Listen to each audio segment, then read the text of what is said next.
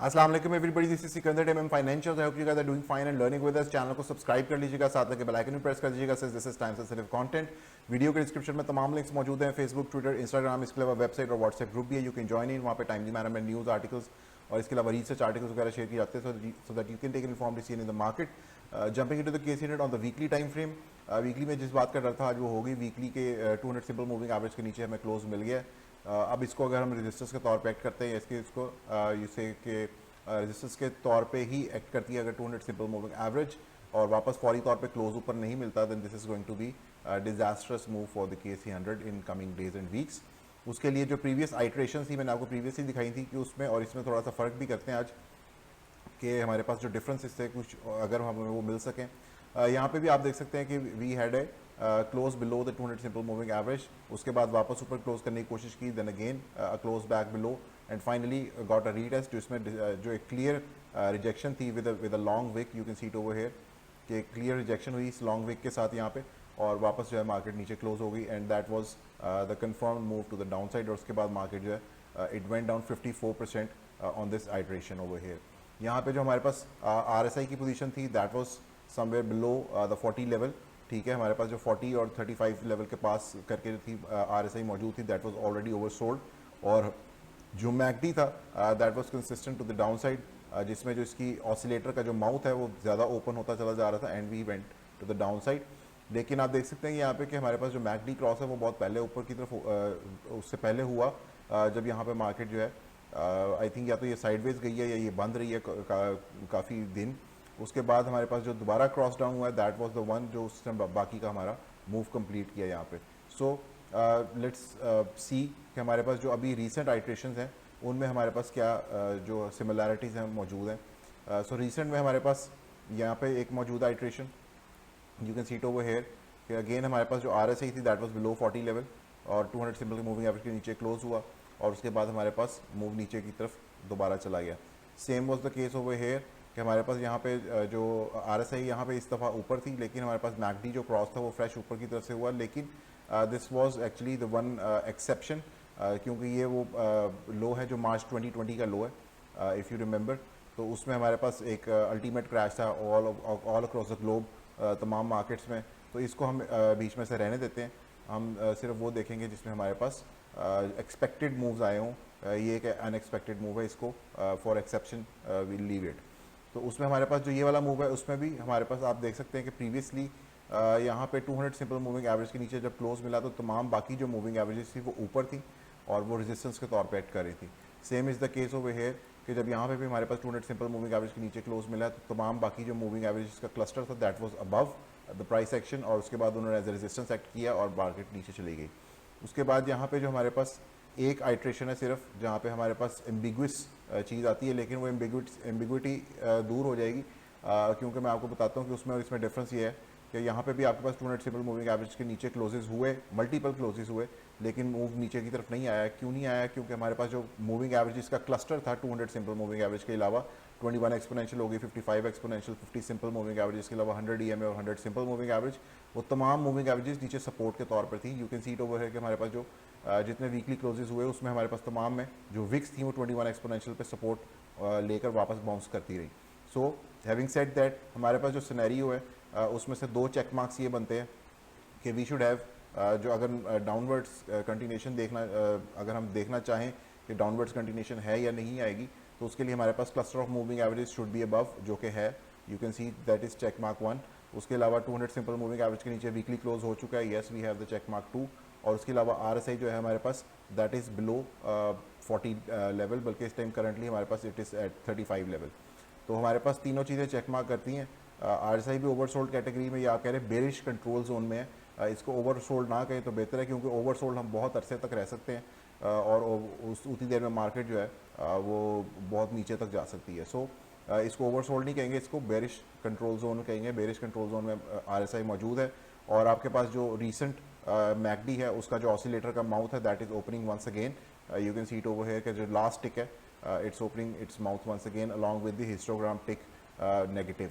सो उसमें हमारे पास पॉसिबिलिटीज़ बहुत ज़्यादा हैं टू द डाउन साइड, इसलिए मैंने आज ये फिबोनाची भी एक पूरी रिट्रेसमेंट लगाई है from the March 2020 lows all the way up to the highs of June 7 2021 उसमें जो हमारे पास रिट्रेसमेंट है we have close below the 0.382 और जो टारगेट है that is going to be next one the 0.5 level which is 38,164 which is actually also in alignment with the descending triangle जो हमारे पास डिसेंडिंग ट्राइंगल का टारगेट था उसके साथ अलाइन भी है 38,000 points if you remember from the previous videos. So it you can measure it somewhat like this from the descending triangle target जहाँ से ब्रेक डाउन हुआ वहाँ पे हम इसको रखेंगे, थोड़ा सा इसको इस तरह से कर लेते हैं. सो एक सेकंड यहाँ पे या let me just move it a bit over here. इस तरह से थी डिसेंडिंग ट्राइंगल और उसके बाद ब्रेकआउट इसको आप रखेंगे तो यू कैन सी हमारे पास टारगेट ऑलमोस्ट 0.5 लेवल है विच इज़ एट 38,524 और पॉइंट फिबोनाची जो 0.5 लेवल है दैट इज़ 38,164 लेवल.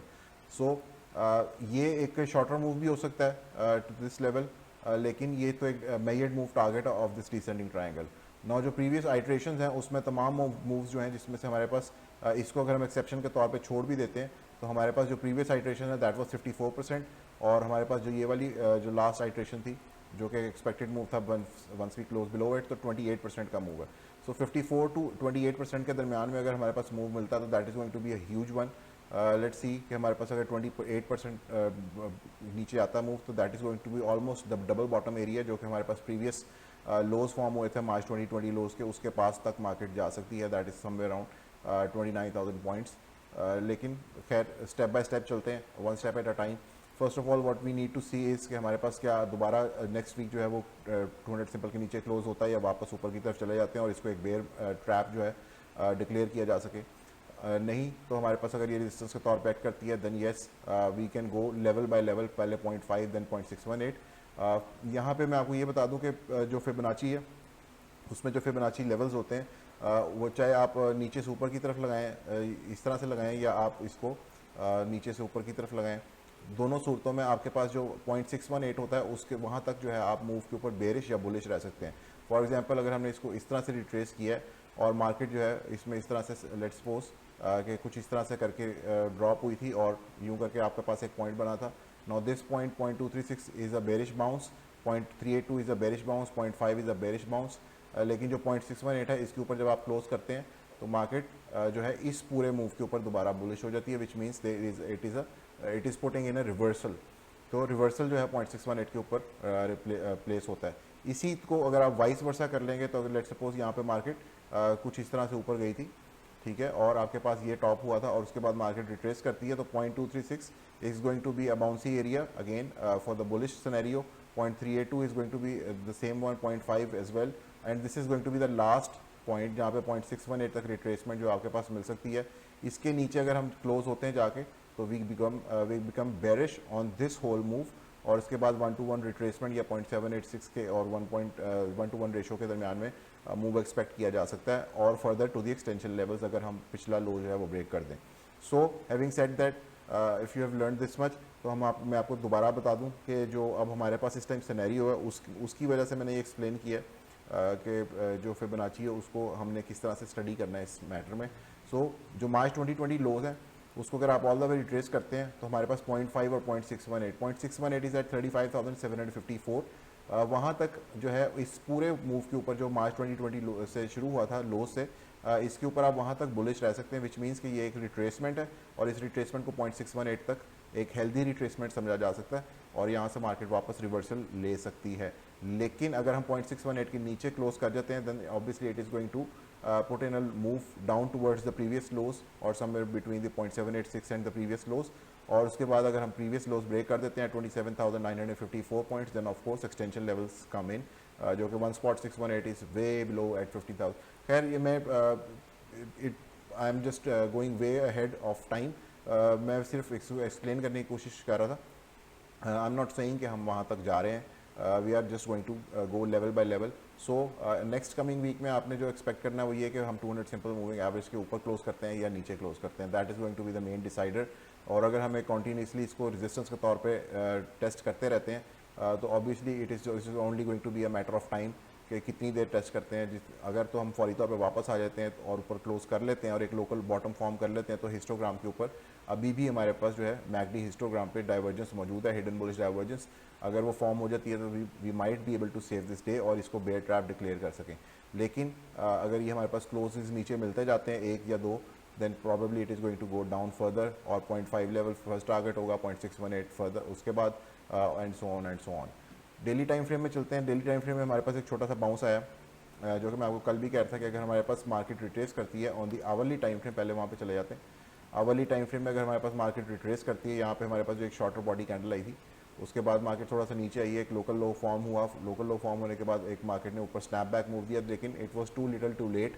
डाइवर्जेंस जो थी वो ऑल्दो थी, बिल्कुल यहाँ पे डाइवर्जेंस के साथ मूव क्रिएट हुआ लेकिन यहाँ पे अब हमारे पास बेरिश डाइवर्जेंस भी फॉर्म होने को के बहुत करीब है और 21 एक्सपोनेंशियल के को भी हमने एज ए रेजिस्टेंस के तौर पे टेस्ट किया है। सो यहाँ पे अब आप देख सकते हैं कि ये हमारे पास लास्ट RSI के ऊपर स्पाइक आया है, जबकि हमारे पास जो प्राइस एक्शन है उसके ऊपर स्पाइक है, यहाँ पर मौजूद है और यहाँ पर मौजूद है। जबकि हम इन दोनों जो प्रीवियस RSI के ऊपर हाईएस्ट थे, इन दोनों से RSI ऊपर आ चुकी हुई, जबकि प्राइस एक्शन नीचे है। It's being held as resistance in over the 21 exponential moving average. अगर फौरी तौर पर यहाँ पे बगैर लोकल हाई फॉर्म किए 21 एक्सपोनेंशियल के ऊपर क्लोज नहीं मिलता और मार्केट ऊपर मूव कर नहीं करती एटलीस्ट अबव दिस पॉइंट, जो कि मैंने प्रीवियसली भी बताया था कि इस पॉइंट के ऊपर अगर हम नहीं आते तो हमारे पास डाइवर्जेंस जो है वो डेली टाइम फ्रेम पे कंफर्म नहीं हो सकेगी, which means obviously we would have to lose the weekly time frame as well, और डेली पे भी हमारे पास डाइवर्जेंस कंफर्म नहीं हो पाएगी। सो यू कैन सी कि 21 एक्सपोनेंशियल के ऊपर हमें क्लोज नहीं मिला, ना प्रीवियस हाई के ऊपर क्लोज मिला। सो यहाँ पे अगर हम फौरी तौर पे ऊपर आके क्लोज नहीं करते 21 एक्सपोनेंशियल मूविंग एवरेज के और इस लास्ट स्पाइक हाई के विच इज़ एट 40,535, क्योंकि डाइवर्जेंस हमारे पास बिल्कुल मौजूद है ओवर हेयर, जो बुलिश डाइवर्जेंस थी उसका मेजर पार्ट जो है वो प्ले आउट हो चुका हुआ है। लेकिन कॉन्टिन्यूशन तब आएगी अगर हमारे पास 21 एक्सपोनेंशियल या प्रीवियस हाई के ऊपर आएगी, लेकिन वहाँ पर आने के लिए मैं आपको बता चुका हूँ कि हमारे पास अब हिडन बेरिश डाइवर्जेंस फॉर्म हो चुकी है, potential hidden bearish divergence form हो रही है, एक्चुअली हुई नहीं है अभी, लेकिन अगर लोकल हाई कंफर्म हो जाता है तो it is going to confirm itself और दोबारा मूव जो है मार्केट का नीचे की तरफ चला जाएगा।